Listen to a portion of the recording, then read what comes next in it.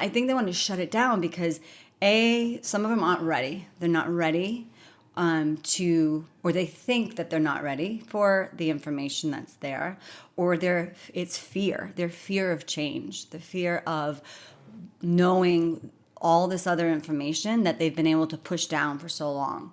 And then once you have that information, as you and I both know, it's really difficult to go back. Like, I mean, to me, it's impossible to go back.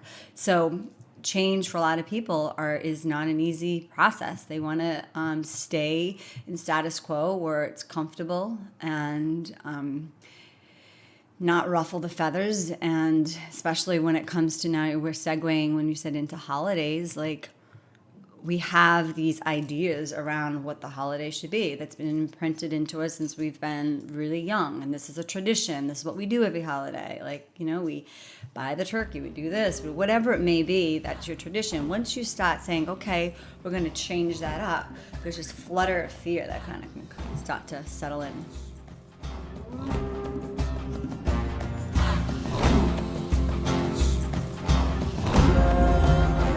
Hey, what's up, YT community? It's Jess, and I'm coming to you from Harlem, New York. Welcome to episode 80 of the Yogi Triathlete podcast. This is the place where every week we share the stories of people looking, finding, and living their purpose with a hope and intention from our heart that it creates more connection in this world, because Yogi Triathlete, we are on a mission to create a better world, right? Right. And I've got with me today, I've got a returning guest from episode 3, my dear, dear friend, Valerie Griffiths. And she was episode 3. I think the title of your episode was Living the Mindful Plant-Based Life. And you're the perfect person to have on the show with me today, because we're doing like a little holiday kind of special show where we're going to talk about navigating. We're going to just deal with Thanksgiving, but everything will apply for every holiday, Flag Day, whatever it is that you celebrate, to navigate these holidays in a way of mindfulness and not stressfulness, and plant-based, more plants, less violence. Yes, absolutely.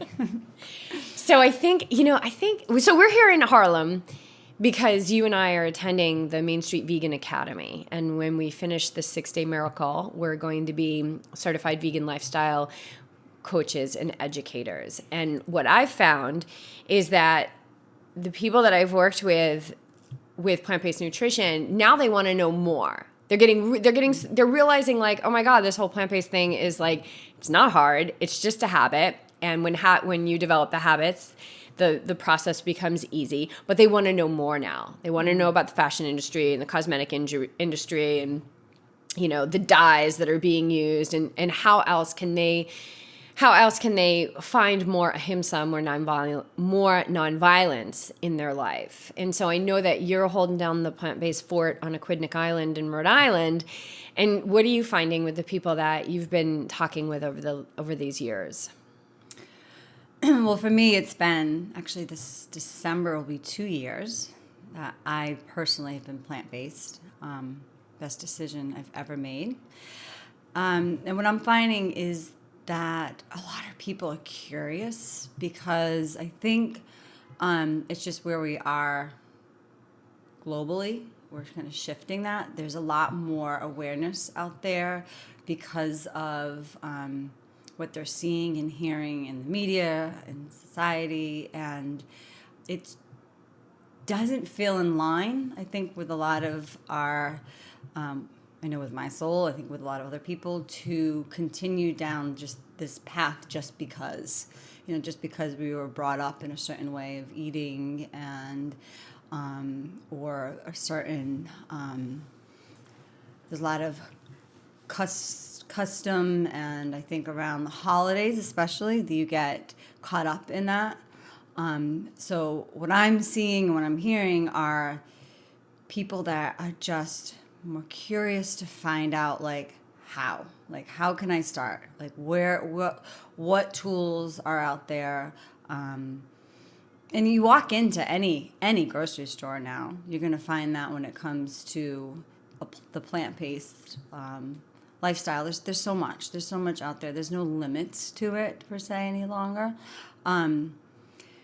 But taking it even a step further in regards to, I think I was explaining to you yesterday, like even for myself, I had to disconnect for some time regarding like limiting it just to the food, right? The food that we're putting in our bodies. And now seeing it more, now it's not just the food, it's like the shoes that I'm wearing, the purse that I'm carrying, like you said, the dyes that they're using, like how are they getting that? How are they extracting it? So being more open and aware, so it doesn't just end in the food area. It's all elements to it. So it's being open to and available to see what's out there. What do you say? You've got like this really brave heart, and you like watch these videos that I feel like I've seen enough. Like I've seen enough. I've seen the slaughterhouse videos. Like I've seen enough. I don't want to see anymore. And like last night before we were going to bed, you were like, "Look at this dog. He needs a home." And I'm like, "Stop with the video. Like no more videos. I don't want to see any more videos of animals that are like don't have what I want to give them." What do you say to like what's your reaction to that? Even me kind of being like, "Okay, no, I don't want any more," or just the people who are like, "Yeah, I want to eat plants, but like I don't want to know more than that." Yeah. What does that bring? Like, what does that bring up, or what do you have to say to them? Because there had to have been a point in your life where you didn't want to know.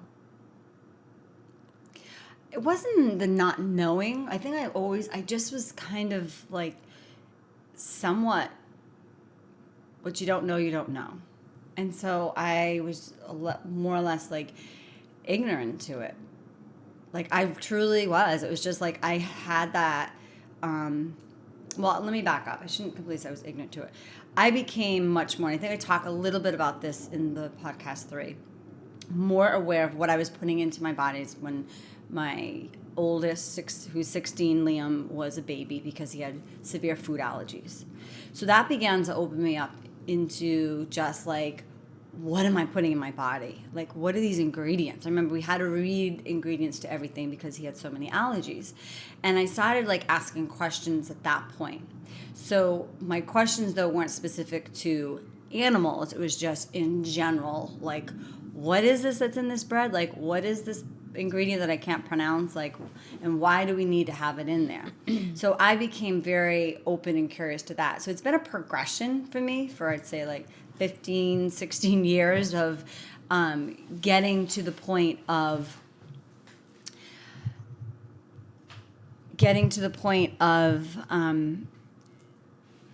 opening up. It's almost like, when you're opening up an onion, it's like you're peeling the layers apart. And I think for me, like, it's been this long progression. So now,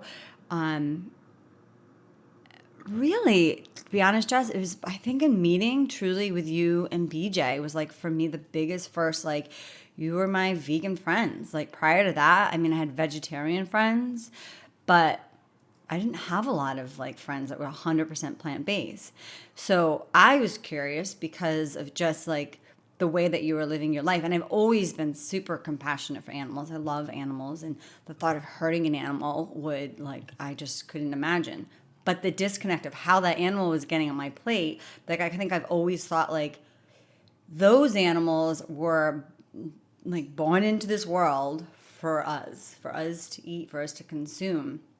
So getting back to your question about how do I think like people like when they want to shut it down. Yeah, I think they want to shut it down because some of them aren't ready. They're not ready or they think that they're not ready for the information that's there, or it's fear. Their fear of change, the fear of knowing all this other information that they've been able to push down for so long. And then once you have that information, as you and I both know, it's really difficult to go back. Like, I mean, it's honest to me, it's impossible to go back. So change for a lot of people is not an easy process. They want to stay in status quo where it's comfortable and not ruffle the feathers. And especially when it comes to, now we're segueing when you said into holidays, like, we have these ideas around what the holiday should be that's been imprinted into us since we've been really young. And this is a tradition. This is what we do every holiday. Like, we buy the turkey, we do this, whatever it may be, that's your tradition. Once you start saying, okay, we're going to change that up, there's this flutter of fear that kind of can start to settle in. And I think that's what happens to a lot of people. So for me, when that happens, it's approaching more with compassion towards them rather than, well, no, you're going to sit there and you're going to watch this and this is what it is. It's maybe taking a few extra moments to ask them questions. Well, why? Why does this make you feel this way? Like, why can't you watch this, but then go and eat your cheeseburger? It's the cognitive dissonance. It's we all know that piece of steak used to be flesh with a nervous system and feelings and emotions and community. But see, I don't think a lot of people think that way. But they do on some level. They have to on some level. It's probably buried in their subconscious. Mm-hmm. Mm-hmm. They know on some level that's what happened. But this is the cognitive dissonance. Yet they eat it. So they shut down that part of themselves. They eat it. And then there's this negativity, this pain, this sadness, this fear that starts to fester within, I believe, every person who does this, because their actions are not aligned with who they truly are. And we are all love. Right. Right? And so would you ever hurt an animal on purpose? Like, would you ever take Ruby, your adorable little cavapoo, and slaughter her? Like, this is a good first 10 minutes of the podcast. I can tell BJ's not here policing me. He's like, okay, that's enough with the slaughter talk. Would you tie her up by her hind leg, hang her from the ceiling, slit her throat, and let the blood drip out so that the muscle that you were going to serve for dinner was more red and meaty looking? Of course you wouldn't. But we draw this line because we've been conditioned in our society to think that Ruby or Clark is different from, a cow or a pig or a chicken, the poor chickens. But let's get down to the turkeys. This time of year, let me just say this. This time of year is one of my least favorite times of year because I feel the violence. It's so real to me. It's a beautiful time of year because I now get to work on that within myself. And the violence that I'm talking about is that 45 million turkeys will be slaughtered, right? It doesn't matter how good of a life they have. They all have a horrible ending. They will be slaughtered for this holiday next Thursday. 45 million. 22 million will further be slaughtered for Christmas. And these guys are losing their lives so that we can sit down and have a family meal. Now, here's where I think the big joke is on us. We think about the holidays, and I think about next week, I'm going to go and see my parents are flying out to Arizona. My sister's going to be there, and she's so amazing. I love my sister so much, and my brother, and my mom and my dad's got Parkinson's, and he's just really slowing down. And I just know in my heart, it's so important for me to be there. I need to be there. And plus, they want a vegan Thanksgiving. So I think about all these wonderful things, and I get excited because I think about having a cup of coffee with my dad in the morning, sitting out by the pool. And that makes me feel we're all going to be together. And I've been so lucky to be born into this gorgeous unit of beings that is my family. And we just enjoy each other so much. We're so lucky in that way. And what I lose in that, well, I don't lose in it because I know it, but what we lose in that when we think about the togetherness and the joy of the holidays is what we don't realize is that joy, that excitement, that beauty, that happiness, that love that we feel is already in us. We blame it on the holidays and say, oh, that's what brings it to me. When we go out and we watch the sunset and we feel calm, when we feel that last part of the sun go down, we think it's because we just watched the sunset that we feel calm. But that calmness is already in us, waiting to come out. So the joy that we'll be experiencing over the holidays is already in me, and I can pull it out right now. The stress, so on the other side of it, the stress that we say, oh, the stress of the holidays and all the obligation and everything, that's already in us. We just blame it on the holidays for allowing it to come out. Right. So all of this stuff is already within us. And as you know, because we're here, I just got out of a session with my meditation teacher, and he was saying, like, everybody is out there trying to find happiness because they've forgotten that they are happiness. Right.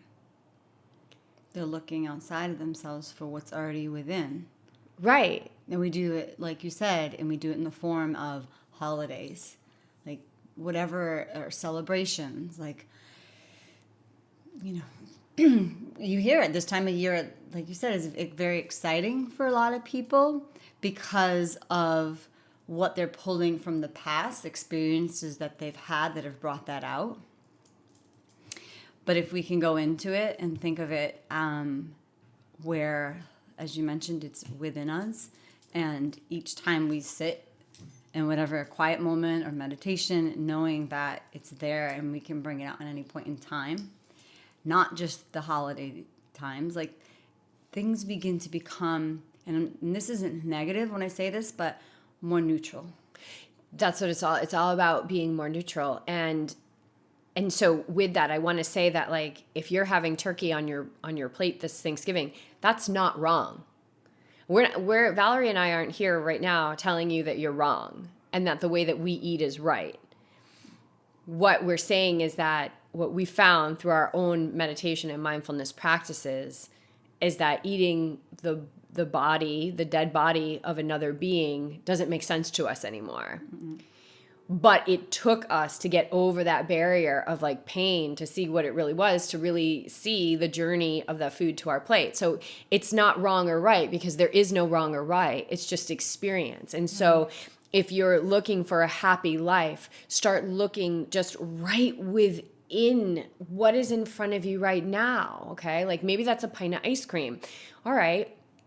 Does that give you sustainable happiness? It's like removing the cognitive dissonance, and it's bringing consciousness into the moment so that you can see your actions, and then you get to choose. And I'm not saying that's easy. That's not easy at all, because the pull to have the sensory satisfaction of eating the ice cream or drinking the wine, and actually wine's a great example because we went through it when we got here. Right. I was craving like a glass of wine, and you came in and I said, I'm craving a glass of wine. But then we ended up getting some soda water and having it in wine glasses. And it was like, and so what I think of is, like, the next morning when I wake up and I'm going to meditate for 45 minutes because I have no tolerance to wine anymore. How do I want to feel? And I know that the wine's not going to make me feel good. And so even in that moment, like, if there was a bottle of wine on that counter, I would have had a glass, no question, but there wasn't. And so it was like sitting in that uncomfortableness of, like, wanting a glass of wine and choosing not to have the glass of wine, right, because my priority was to wake up and be clear and to feel good, because I've been podcasting every day since I got here, and we're running down the clock right now to get to our training. And I woke up the next morning and it was like fireworks went off. Like, it was a celebration.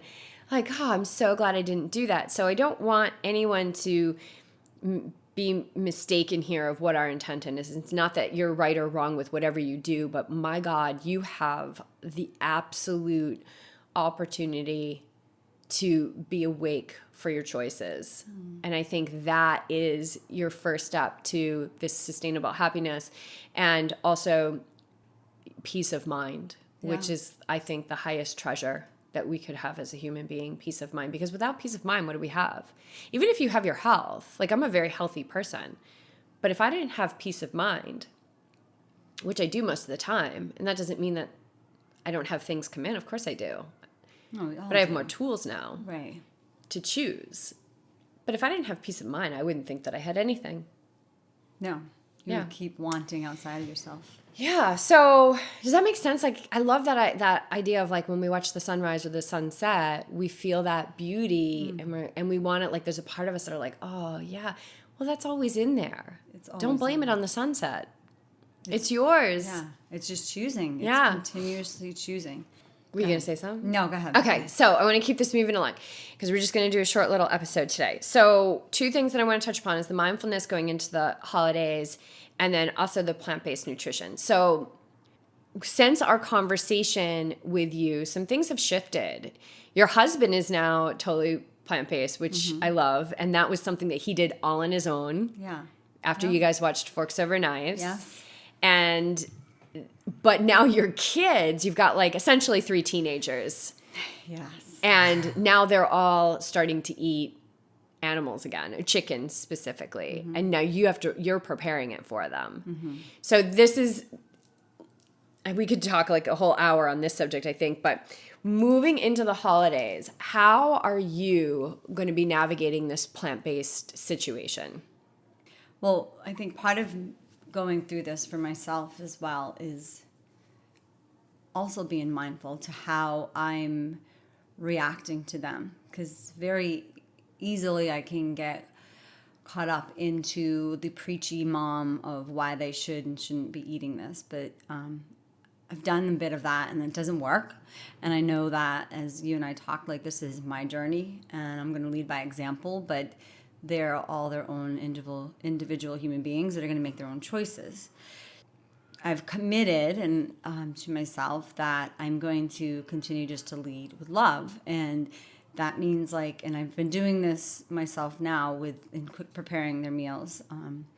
And just whatever I'm making, I do like a little quiet prayer to myself towards whatever it is I'm cooking. If it's an animal product. What's that little prayer look like? It's super simple. I just say, thank you, whatever it is that I'm preparing, for giving yourself to me to be able, or to my children, so I can prepare a meal for them. And that's it. And I just kind of leave it at that.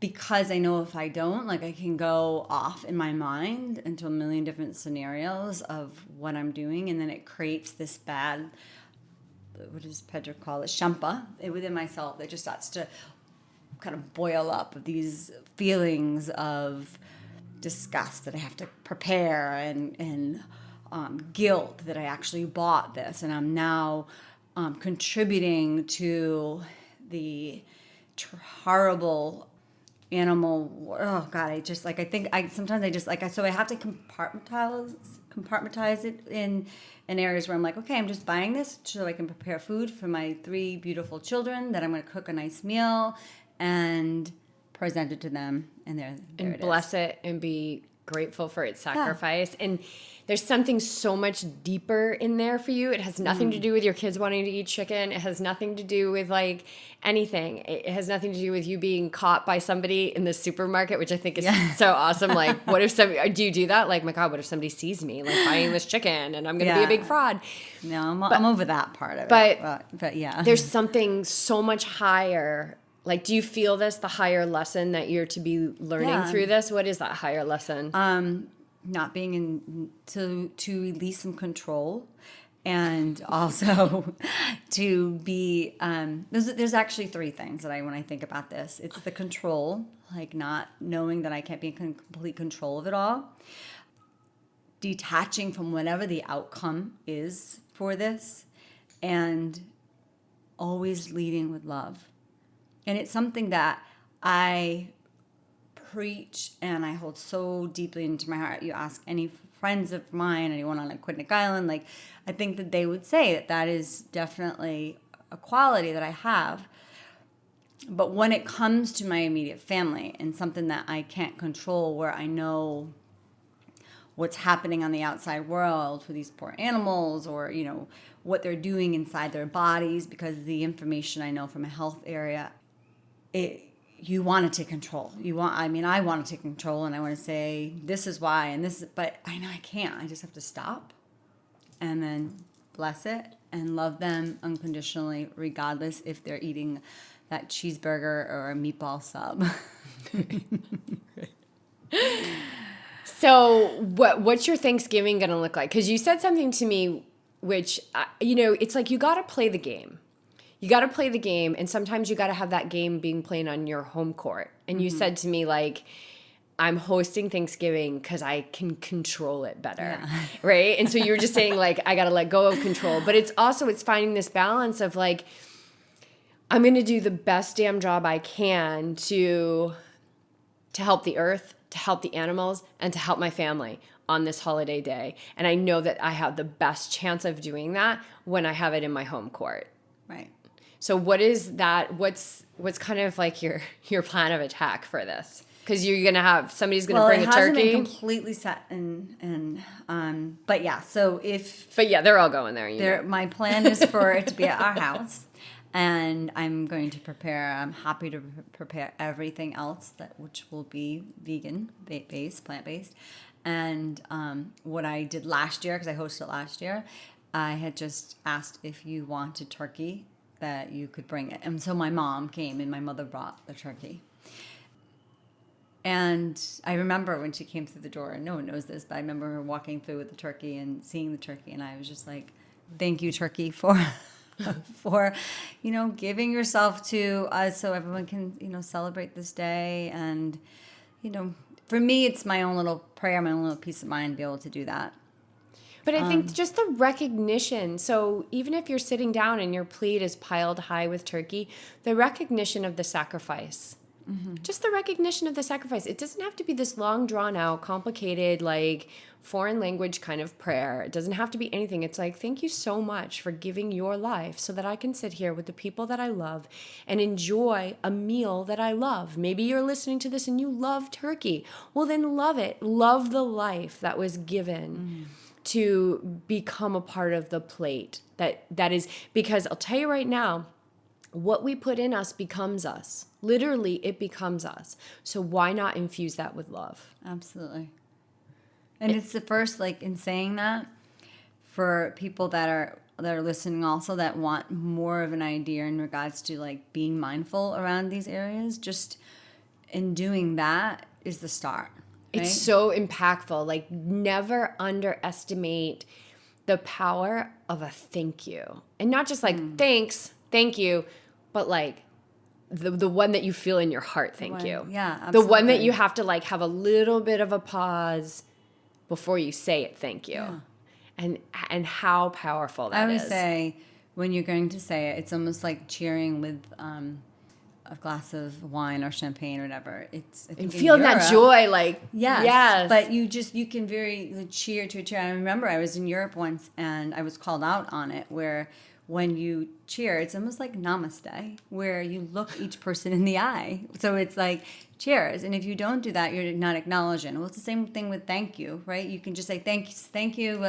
But even if it's in the grocery store, or at the gas station, wherever you are, if you take that one extra moment to connect with someone, to look them in the eye and say thank you, you both feel it.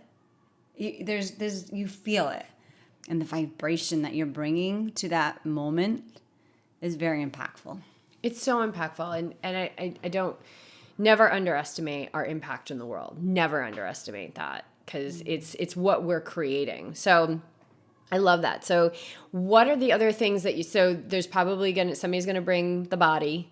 And I can't call it food because I just don't see it as food, but somebody's going to bring the body. Mm-hmm. And we're so grateful for that, for the people who will enjoy that. And so just a simple thank you, for the sacrifice. And thank you for the person preparing that. Yes. Because you don't want to I can't have ill feelings towards the person that's preparing to bring it.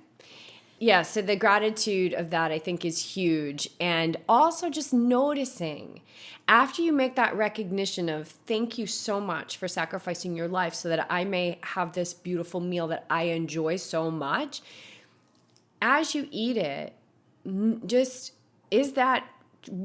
do your words match what you're feeling? And if they do, awesome. But if they don't, like, just get curious. Mm-hmm. Like yoga teaches, Yogi Triathlete Podcast, yoga teaches us to be in wonder, to be curious. Not questioning, like that intellectual questioning, like I'm right and you're wrong, but curious. Is what I say and do and think, is that aligned with where I want to go and what I want to be and how I want to eat and how I want to feel? So we were talking about the plant-based, but the mindfulness is just coming in because it just can't not. I can't not. It must be because it's of all that pervasive. meditation we did. Yeah, I know. We just did a group meditation with our teacher, and then slammed down a kale salad, which I don't know how mindful I was about that, but it was really, really good.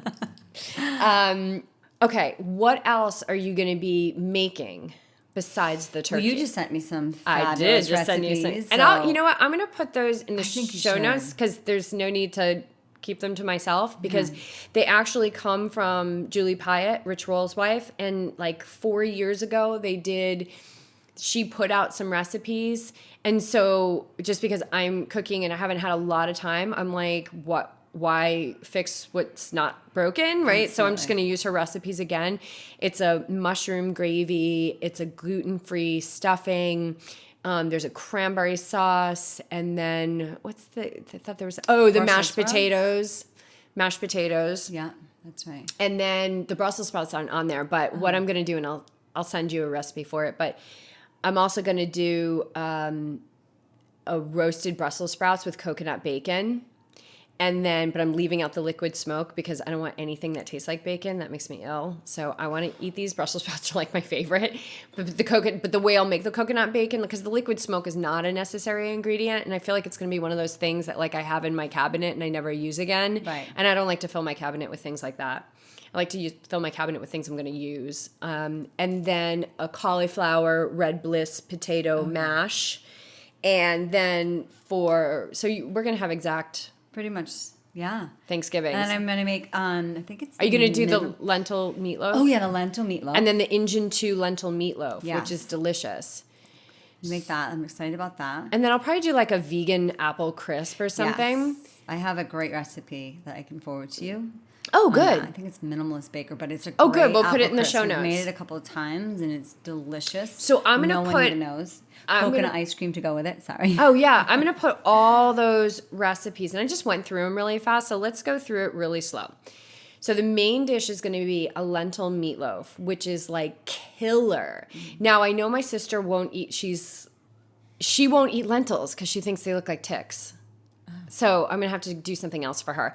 And I was thinking about that celebration roast, which you had before. Yes. So tell us about that. Isn't that like I can't remember who makes Guardian, I think. Guardian? Oh, Gardein. Gardein, yeah. Gardein. So what was that all about? It was, to be honest, it was pretty good. And this is very interesting. Last year, there was that roast, and I think I got 2 of those. Oh, there it is. I've got it right here. I'll put a link in the show notes to it. And Gardein is something that you can find at so many... Yeah. I think I got it at Whole Foods, so you can find it or Stop and Shop me or wherever, your local grocery store. So there was the 2 main courses was the body and the roast. And I will say, if there were 15 people at the table, 13 of them also was curious to try the roast. So there is that level of curiosity, which just kind of strings back to what we were talking about, where people are just set in their ways sometimes, and they don't know what they don't know. So it's a great opportunity to be able to, I think, also prepare dishes that people haven't had before. And I think what's so key, and I see this is definitely a movement that's happening with vegan restaurants and chefs. I see, don't make a big, like a BFD about it being vegan. Don't make it like it's this big fancy special thing. It just is. It just is. And so the lentil meatloaf will be on the table. I'll probably do something like that, like a holiday roast, or there's a celebration roast. There's also tofurkey. There's all those things. I'm not so like big on the whole processed food situation, but I'm curious. So I'm going to get one of those to try it out. So the lentil meatloaf is from Injun 2. All this stuff's going to be in the show notes. And then the gluten-free stuffing. And that's going to, you told me about tell us about the bread. Oh, yeah. I just recently found this great bread called, I think it's Be Free. Yeah, Be Free. It's vegan, gluten-free, nut-free, clean, non-GMO, really yummy. It's in the freezer section. I found it at a Market Basket by us. But if you go on to their website, befree.com, I think is the name of it, they said that they'll ship it to you and they give you locations that have it. But what's great about this, I've only had it toasted, but it has like that yummy crunch of a hearty bread. with seeds and, I mean, anything from putting almond butter to avocado toast to tomatoes and pesto. Yummy. Just I'm gonna order some. I'm really gonna order yummy. some and have it shipped to my sisters. But I'm thinking this is gonna launch on Monday the 20th, so people probably won't have time to like ship it. So Just check your local store. Like I know Yeah. they give a list of different. But you can places. also just do bread that has gluten in it. And if you're Yeah. going to do that, but you want to be kind of a little bit like on the safer side, go with like a sourdough base. And even better, see if you can find a baker that makes it the old fashioned way. Yeah. Like we have found in Carlsbad, amazing, Prager Brothers. And I don't think they ship it. It's just so good. And you can't, like they tell you, they're like, don't freeze it. Like it's just, it's the old fashioned way. Like it's meant to be eaten. Like eat the bread. So my sister, I have a directive from my sister to bring as much Prager Brothers as I can possibly put in my bag. So I don't even know what that's going to look like. But I'm only going for like 2 nights. So I'll have a lot of room in my bag. So the gluten-free stuffing, so you want to get that bread out a couple days, like I like to cube it and then let it sit in a bowl so it gets a little bit hard. Right. Exactly. And then I'll have the recipe in the show notes, and that stuffing is so, so good. And then the mushroom gravy, what I did before, and actually I did this when I lived in Newport, is I went to, they still have the indoor farmers market at Yes. St. Mary's. Well, I went there, there's a mushroom guy. Yes, you're right. Yeah, saw and I him just too. got a whole combination of all these different wild mushrooms, but it doesn't matter. You don't have to find the mushroom guy. Like you can just go to the store and get mushrooms, and so that gravy is amazing. She does do it in a Vitamix. You could probably do it in a food process or like with an emulsifier, or maybe a regular blender, and then a little bit of arrowroot, which is going to be your thickener, and then I love arrowroot. yeah, it's the goods. Yeah.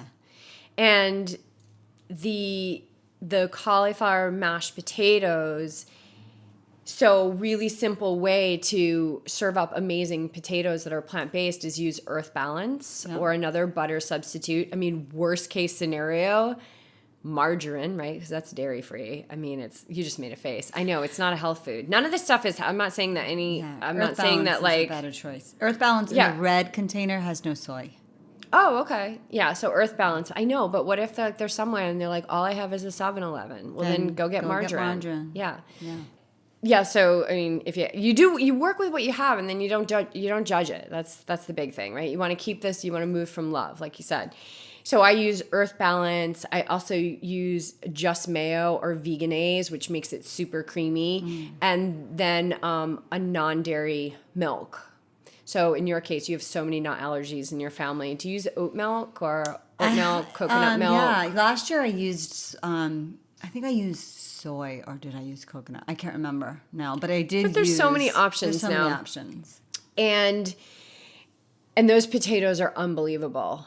So yummy. And then I'm going to do Brussels sprouts, roasted, and coconut bacon. So that's coconut flakes, and it's a little bit of tamari, and some salt and pepper, and maple syrup, and some liquid smoke. And there's tons of recipes. I'll find the one that I'm going to use online, and I'll put that in the show notes too. And then that'll be delicious. And probably just like some steamed broccoli, like another veggie. And then I usually make like a kale Caesar. Like a big kale Caesar salad. Yes. So I'll do that too. And then the morning of Thanksgiving, I'm going to make, and I'm not releasing this Are you recipe. making all of this outside of the day before? I'm making it I'm flying in that morning, and they're picking me up from the airport, and we're going right to the store. Okay, And so then I'm on just the gonna- Tuesday you'll make it all. No, on Wednesday. Oh, on Wednesday. Yeah, Okay, I'm- the day. Yeah. Okay. Yeah, I'm going that's to make great. it all on Wednesday, which I love. Like when it comes Perfect. to my family, I just love to be in the kitchen. And I Yeah. can't believe that my mother, my brother, and my sister they just want vegans. Awesome. And my dad and her husband, and there'll be some other people there, they're going to have a turkey. And it's really funny because I'm completely neutral on it. Like I went through Thanksgivings where I was like, I'm not doing it. I'm not even going. Like BJ and I wouldn't even go. And my family is so amazing. They just Yeah. accept me like wherever I'm at. I don't know how they do that, but they do that. And we didn't go. Like we're famous for boycotting holidays. And I have no charge on it anymore. I'll probably do a very similar thing to you. I'll pray to it and I'll thank it, and understand that was its blueprint in this life. I don't have to be a part of it, but I can be in gratitude of it. But there's some, like my sister and my mom are like, I don't know how we're going to do it. Like, I don't know how we're going to do it. And it's beautiful because I've been there. But you can teach and show now. Yeah. Like I can. And so I will, like, we'll probably do a little gratitude prayer together. Right. But a couple of years ago, they were still putting the turkey on their plate. And now they're in, so you got to go through these phases. Now they're in like my sister's like, there'll be no dead body on my table. Absolutely not. Like they might even have to eat in another room.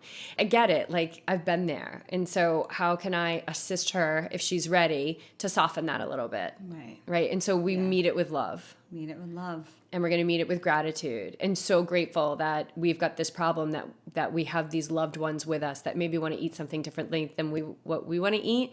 But how lucky are we that they're here and they're with us? And so let's soak it up and not spend a minute in anything that's non-loving. Because life is just a series of moments, and we don't know when those moments are going to come to an end. Right. So I think we're going to have to reconnect after it to talk about how the Thanksgivings went. Yeah. Well, I love that you just said that. The M21 challenge starts on Monday, November 27th, which is 21 days for $21, $1 a day, to learn the most potent self-management, like life management tools out there. And we'll be doing daily meditation and postings every day on a private Facebook group, which is what your registration gets you. We're going to be doing guided meditations every week, weekly live videos where people can ask questions and stuff. And we purposefully started this the Monday after Thanksgiving so that we can use it as reference point, so people can use it as their own reference point of like, okay, here's how Thanksgiving went down, and here's how I'm going to walk into Christmas or, Hanukkah or whatever your holiday is, Diwali, whatever your holiday is. I think Diwali already happened though. I think it happens in October. Oh, sorry, Diwali. And like, how are you going to walk into that and how that can shift? So that starts Monday, and that link will be in the show notes too. Thank you very much. Perfect. But I want to close. I'm going to give us both like a little closing remark because we got to get to our first day at the Main Street Vegan Academy. I'm so excited. Wait. When we come together as a family unit, as a friend unit, whoever it is that's going to be at your table, chances are you've had holidays with them before, or you already know them, and you've got some history, you've got some baggage, you got a little like U-Haul behind you with some information about how things go down with this person, whether they're good or bad. And so something that I do in my own life is that two things I want to share. Number one, can you see all of those people in their divine perfection? And that might even just be you in your head, looking around the table at each one and quietly, silently in your head saying, I see you in your divine perfection. Even if there's a part of you that says, that's bullshit, I don't see you in divine anything, you are a pain in my butt. Even if that is going on, don't worry about that because that's just chatter. That's not even your chatter, it's just chatter. Right. Can you do that? Can you just sit there and say, I see you in your divine perfection, including yourself? Like, I see you, Jess, in your divine perfection. And the other thing is, when we have these preconceived, like, stamps on how we believe an interaction's going to go or what that person's going to bring to the equation, we condemn them to that behavior. We're already saying, this is who you are, and I'm not giving you a chance to be anything else. And sometimes they surprise us and they do become something else. But there's so much resistance there when we go in and we say, my mother's high maintenance, my dad's cranky, my brother-in-law is disconnected. Like, we're condemning these people to unconscious behaviors when unconscious behaviors is not who they are. They are love. They are infinite power. They are boundless in their potential.